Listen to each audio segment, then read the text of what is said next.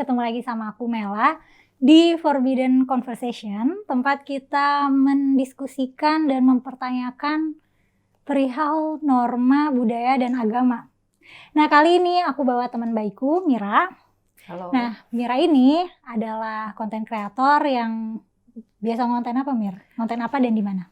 Aku ngontennya di YouTube sama di TikTok. Biasanya ngonten tentang tips ngerjain soal TPS, UTBK, sama kadang suka bahas-bahas soal matematika gitu. Ya. Tuh, gengs, kalau butuh pembahasan matematika bisa ke channel Mira. Di sini ya, taruh sini. Ya, namanya Miracle Sitompul gitu. Jadi, aku tuh suka merhatiin story-story Mira nih di Instagram. Terutama kalau Mira lagi sama keluarga Mira. Nah, kelihatan nih Mira tuh keluarganya tuh kayak keluarga besar yang kekeluargaan banget gitu. Mira itu orang Batak, guys. Nah, aku baru tahu nih kalau misalnya ternyata Mira itu cucu pertama di keluarga Batak tuh kayak big deal banget gitu. Nah, tapi pertanyaan aku hari ini adalah kenapa sih orang Batak tuh harus nikah sama orang Batak lagi gitu?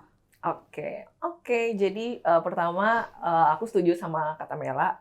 Cucu pertama di Batak tuh big deal banget karena dia membawa nama opungnya gitu. Jadi opung itu adalah kakek. Nanti si kakek ini bukan dipanggil nama aslinya lagi. Misalkan namanya Ali, bukan kakek Ali, tapi dia namanya kakek Miracle atau opung Miracle gitu. Jadi emang setelah punya cucu namanya ganti. Iya, namanya ganti. Yang ngasih nama cucu siapa, dia bukan? Enggak masalah yang ngasih namanya siapa, nama dia diganti jadi nama gue. Nanti kalau udah meninggal nih nanti ya, di nisannya juga namanya Opung Miracle. Jadi nggak pakai nama asli lagi gitu. Jadi cucu pertama tuh matters banget. Terus tadi pertanyaan apa?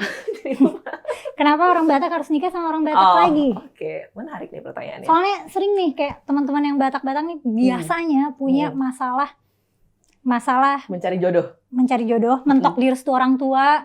Terus pasti konfliknya di situ, nggak di-proof keluarga karena dia bukan Batak gitu. Itu tuh kayak masalah di kalangan teman-teman Batak gitu yang cukup umum. Iya. Emang kenapa sih? Kayaknya nggak cuman suku Batak ya di Indonesia yang menganjurkan harus sesama suku nikahnya. Setahu gue Cindo juga kayak gitu ya. Arab Indonesia juga gitu. Yang gue tahu di Batak kenapa dianjurkan atau mungkin sampai di beberapa keluarga wajib harus nikah sama sesama Batak adalah lebih ke biar mempertahankan kesukuannya itu tadi gitu. Identitas kelompok bahwa gue ini orang Batak. Ya gue kalau misalkan ingin melestarikan adat Batak ini, ya gue harus nikah sama orang Batak. Nanti gue punya anak gue juga harus sama orang Batak juga gitu. Kayak ada kebanggaan tersendiri aja gitu. Lo punya keluarga Batak dan nanti generasi-generasi selanjutnya ya tetap Batak juga. Biar kayaknya ini lebih ke ada dorongan primordial jinnya juga ya, bukan secara sadar juga. Walaupun secara sadar memang dia sadar nih, gue pengen anak-anak gue nanti ngikutin gue.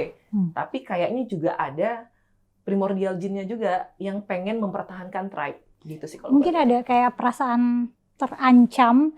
Kalau misalnya nih ada orang di luar tribe yang mau masuk takutnya kayak merusak kemurnian apa mungkin kayak gitu. Bisa jadi. Merusak itu secara ya? instingtifnya ya. Tapi secara sadarnya itu tadi. Karena di Batak itu kekeluargaannya deket banget. Jadi misalkan kalau kita nikah yang secara adat, itu ngundangnya bisa ke lintas marga di mana orang-orang yang kita undang itu nggak kenal sama mempelainya. Dan nggak kenal juga sama orang tua mempelainya. Nggak kenal sama orang tua mempelai? Enggak.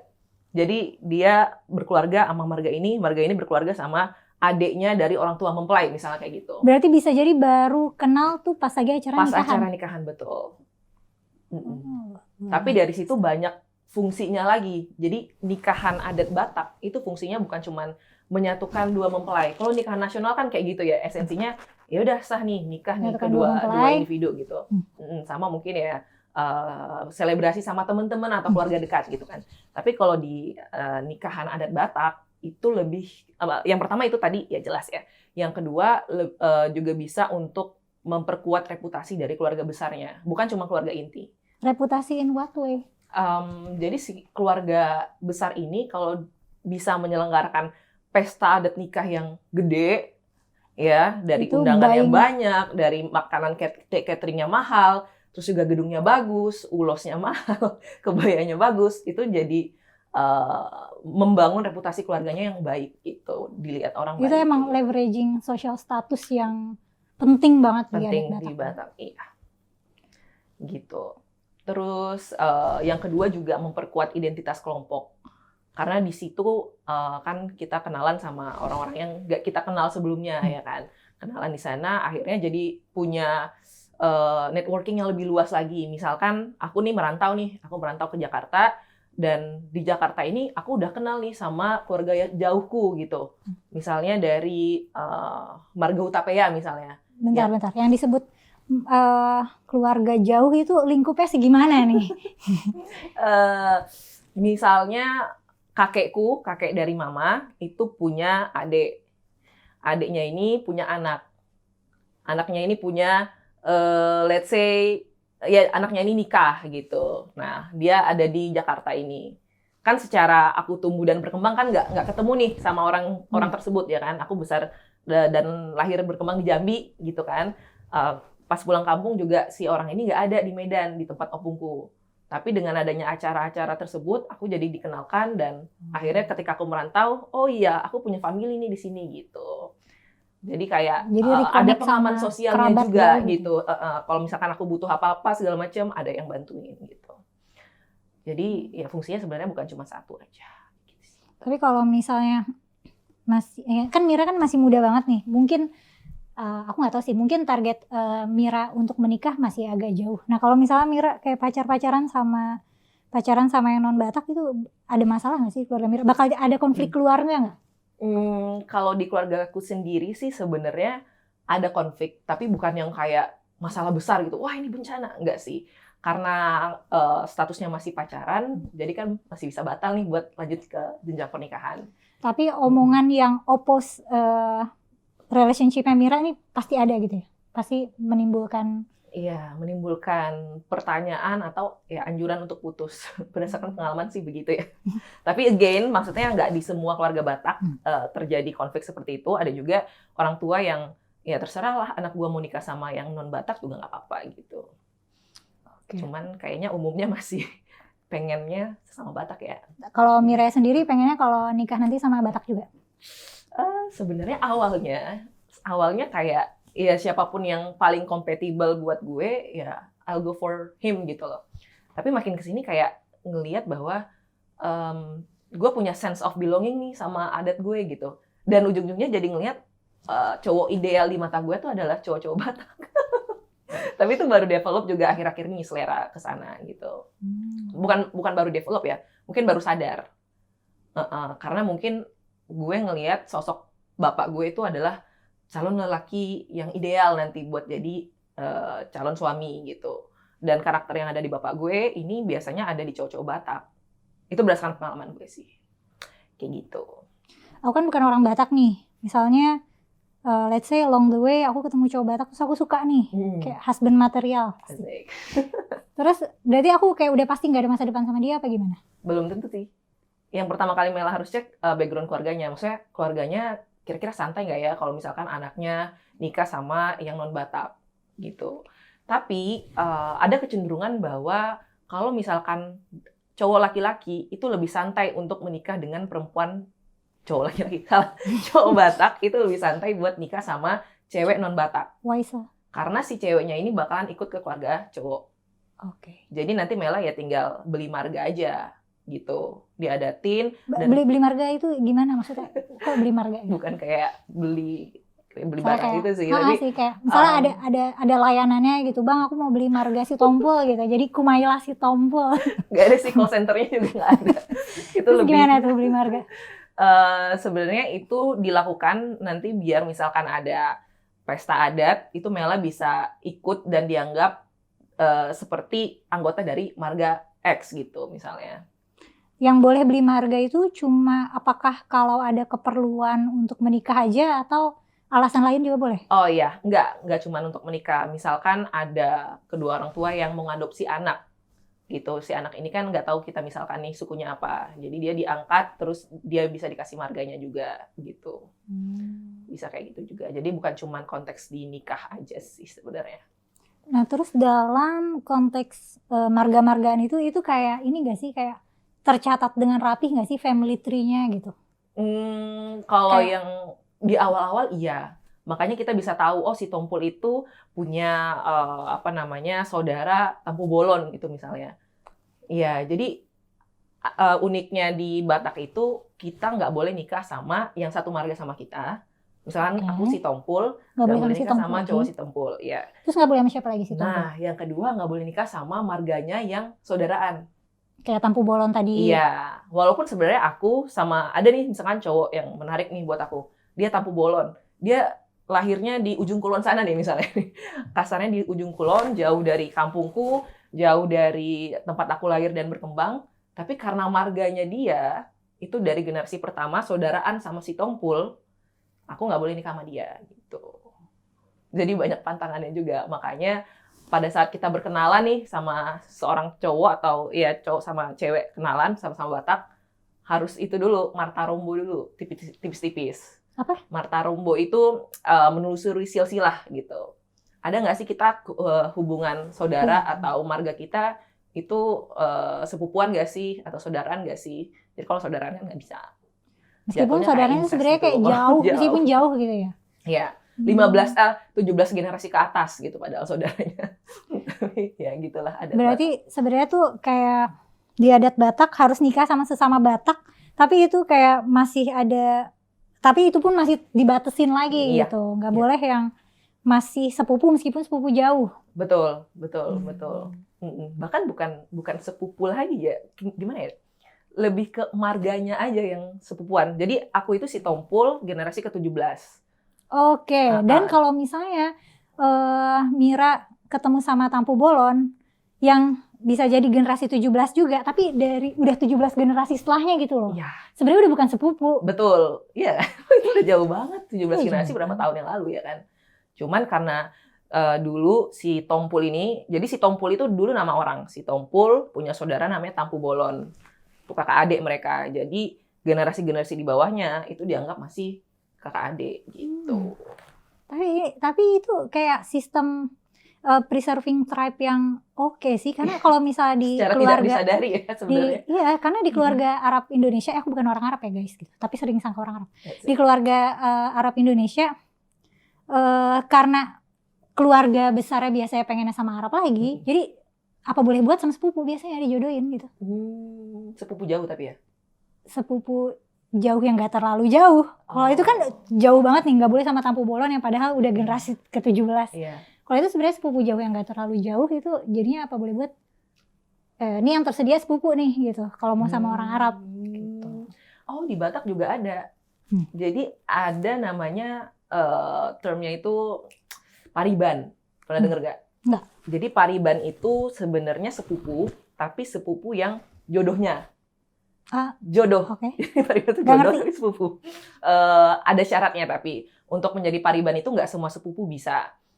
Contohnya misalkan ini ada cowok, si cowok ini punya mamanya ini punya adik laki-laki, tulangnya itu oom dari mamanya. Oom dari mamanya ini punya anak perempuan. Nah, dia boleh nikah sama si cowok ini gitu.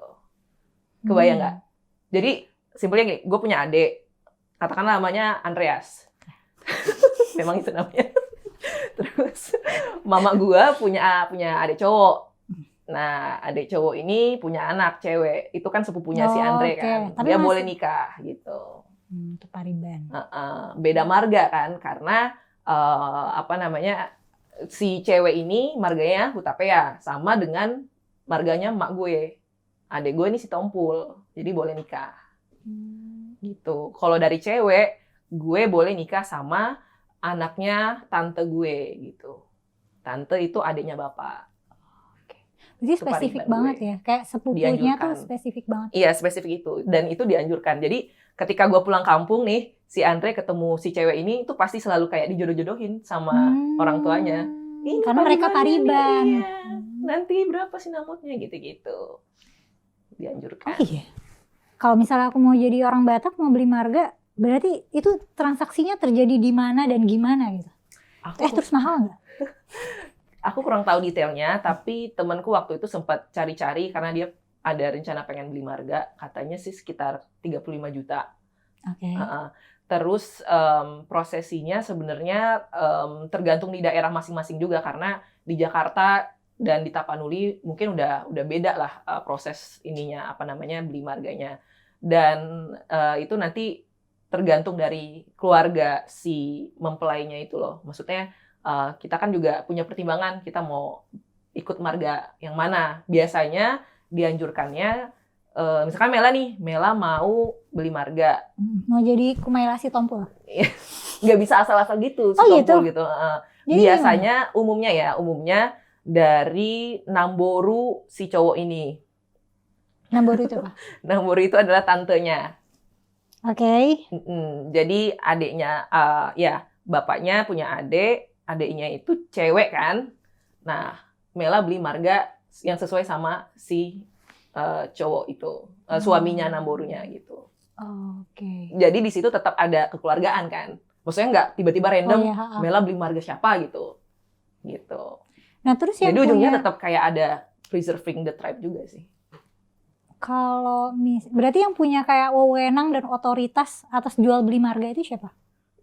Itu aku kurang tahu sih, tapi kayaknya tetua-tetua Batak di tempat tersebut, namanya raja.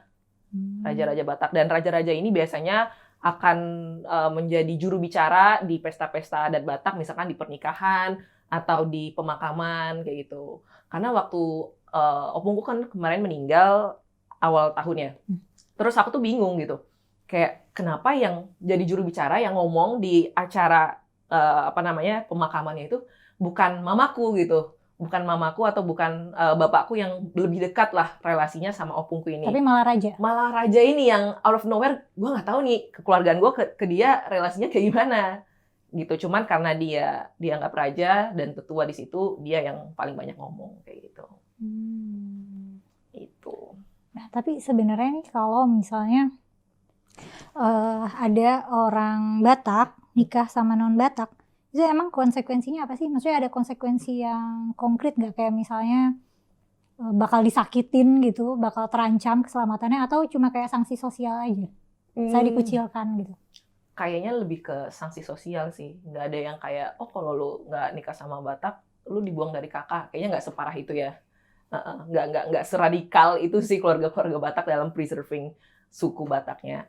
Cuman kalau misalkan nggak diadatin, biasanya keluarga besar kayak mempertanyakan, kenapa sih nggak diadatin, emang lu nggak punya uang gitu. Contoh simpelnya gitu. Atau emang lu nggak nganggap kekeluargaan atau relasi lo sama Namboru lo, sama tulang lo segala macam itu nggak penting ya gitu. Kayak gitu sih. Jadi paling kayak approval. Tapi masalahnya tuh bukan approval keluarga orang tua doang kan, tapi keluarga besar gitu. Iya. Kalau misalnya nggak dapat nih approvalnya dari keluarga, maksudnya dari orang tua. Iya. Kalau nggak dapat ya paling nikah siri. Nikah siri itu bisa berarti nikahnya di gereja doang? Iya, kayaknya bisa. Atau terpaksa untuk nikah nasional aja, maksudnya nggak ada diadatin. Kalau mau tetap resepsi, ya kan bisa tetap nikah nasional yang kayak resepsi pada umumnya, yang nggak ada ulos, nggak ada adat Batak segala macam, nggak usah ngundang ribuan orang atau keluarga yang jauh.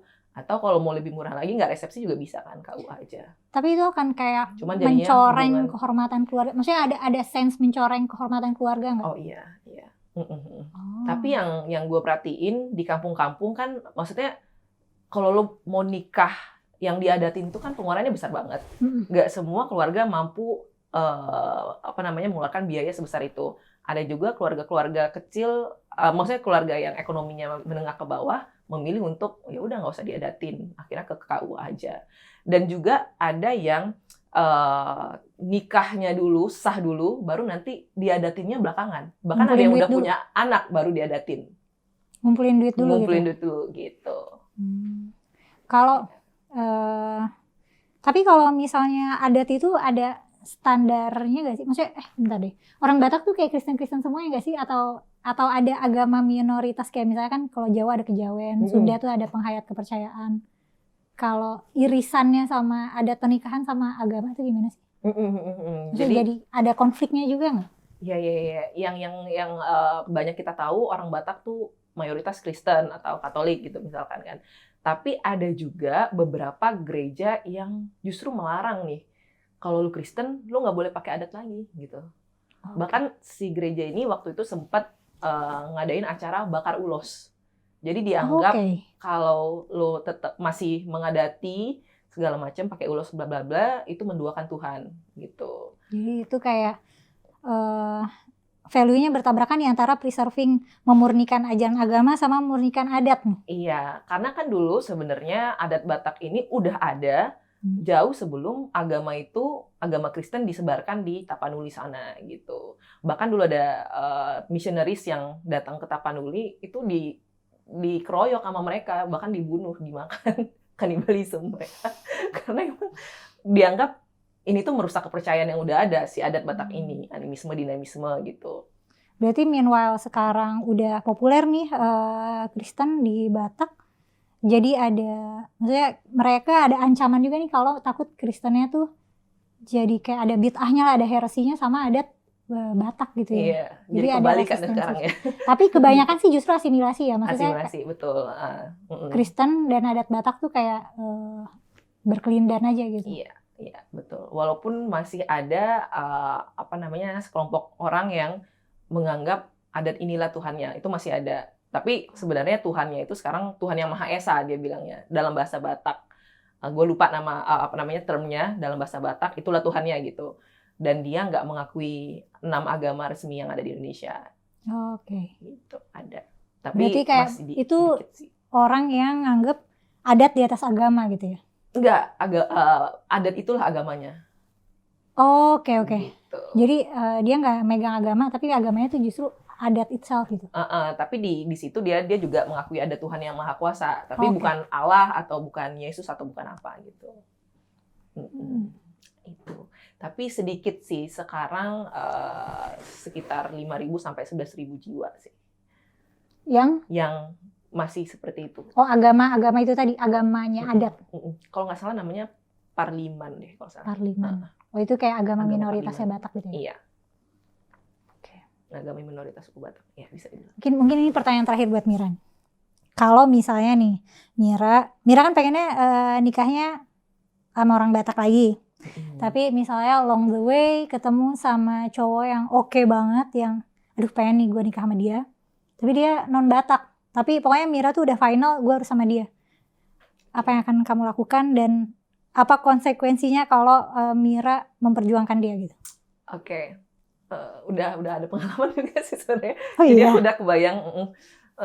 Emang yang sebelumnya itu sampai jauh rencananya? Lumayan udah aku kenalin ke orang tuaku dan udah aku bilang ini bakalan mau convert gitu, karena kan tergantung keluarga juga ya. Tapi di keluargaku sendiri orang tuaku ini aku baru tahu mewajibkan calon suamiku itu harus Kristen gitu. Kalau misalkan dia agama lain selain Kristen, ya dia harus punya iman Kristen. Terus dia udah dan mau dia convert. udah mau dia gitu kan. Terus kedua, selain Kristen berarti dia harus nikah adat kan, dia harus beli marga. Dia juga udah mau. Tapi ujung-ujungnya orang tua aku kayak kayaknya nggak bisa deh, orang-orang yang convert ini dia tuh pindah agama bukan karena imannya dia, tapi karena dia pengen nikah sama kamu gitu. Ujung-ujungnya tetap aja tidak direstui gitu. Dan kalaupun nanti di kemudian hari aku ketemu orang yang menurutku the most compatible buat aku so far gitu kan, setelah aku mungkin mengalami experience kencan mungkin lebih dari 10 tahun gitu kan, kayak aku udah cukup nih experience-nya. Seleksinya udah advance nih. Ya kayaknya udah pas nih. Gue nggak tahu lagi yang lain. Gue nggak mau yang lain-lain. Pokoknya ini cowok ini the most compatible out there. Nah itu ya. Kalau udah mentok ya, mungkin aku bakalan mengusahakan ke keluargaku kayak sampai ya apapun itu kosnya, aku bakalan berusaha sih, karena at the end of the day yang ngejalanin pernikahan, kemudian yang punya anak segala macam kan aku sama suamiku, dan dia bakalan jadi orang yang menemani aku nanti di saat aku tua. Aku nggak mau aku salah memilih pasangan untuk teman hidup lah gitu. Oke, let's say that happen. Ya, Mira berhasil, apa konsekuensinya buat Mira? Konsekuensinya pasti di awal-awal keluarga pasti ngomongin, nggak cuma ngomongin di belakang, ngomongin di depan. Aduh, sayang banget, kenapa kamu sama ini nih. Padahal ada Hutapea di sini yang apa namanya, lawyer ini, bapaknya ini pejabat apa segala macam, iya kan. Terus yang kedua mungkin setelah perjalanan pernikahan, setelah nikah mungkin menurun ya tensi-tensi kayak tadi ya. Tapi kayak 5 tahun pertama pasti masih akan dibicarakan gitu. Misalkan si suamiku yang non Batak ini ngelakuin sesuatu yang buruk. Nah, nanti pasti disangkut pautin lagi. Inilah gara-gara kamu milih laki-laki Jawa gitu misalnya. Tapi kalau cerai itu konsekuensinya apa? Cerai konsekuensinya nggak ada sih, paling reputasi. Kalau cerai itu biasa aja. Iya. Iya, cuman karena tadi ya biaya nikah yang udah mahal banget, jadi kayaknya kalau cerai sayang nih gitu. Boncos di awal gitu. Mau nikah lagi. Tapi ya ada juga Batak Kristen yang cerai juga banyak sih. Ya. Gitu guys kalau mau jadi orang Batak. Oke Mira. Oke, makasih banyak Mira udah nemenin aku ngobrol hari ini. Aku jadi banyak baru tahu juga sebenarnya sih, sama baru tahu juga kalau Mira sama yang sebelumnya tuh sampai sejauh itu. Ya, bahkan kita udah ngomongin sinamot, Mel. Sinamot itu apa? Sinamot itu mahar atau mas kawin. Oh, mas kawin itu penting ya? Penting banget. Jadi kalau misalkan sinamotnya rendah, itu perempuannya jadi dinilai rendah value-nya gitu. Misalkan aku dokter nih. Nanti beda sinamotnya sama yang lulusan SMA atau S1 gitu. Kalau S3 lebih mahal lagi sinamotnya. Ya itulah yang harus dipersiapkan mempelai prianya nanti sebelum nikah. Makanya banyak orang Batak yang nikahnya 30-an tahun ke atas, apalagi terutama yang laki-laki. Iya, nabungnya dulu. Kalau misalnya aku cowok, aku suka sama Mira, mau nikah sama Mira, aku nggak boleh jadi orang miskin ya. Aku harus jadi orang kaya raya yang punya status sosial tinggi, yang punya karir bagus untuk impress keluarga Mira. Dan harus punya reputasi keluarga yang bagus juga. Reputasi keluarga yang bagus, terus aku harus bisa afford sinamot untuk meminang Mira. Betul. Gitu guys, kalau kamu mau menikahi cewek Batak, kamu tidak boleh miskin.